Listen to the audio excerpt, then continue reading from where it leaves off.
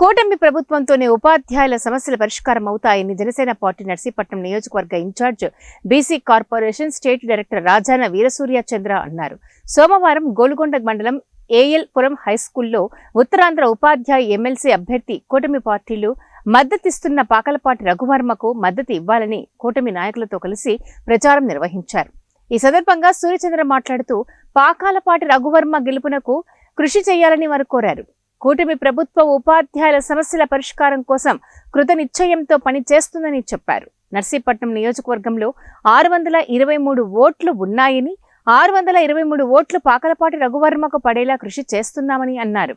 ఈ కార్యక్రమంలో Uttarandhra teachers MLC ఎన్నికల నర్సీపట్నం నియోజకవర్గ అబ్జర్వర్ గొల్లంగి ఆనందబాబుతో పాటు గొలుగొండ మండల టీడీపీ అధ్యక్షులు అడిగర్ల అప్పలనాయుడు తదితరులు పాల్గొన్నారు.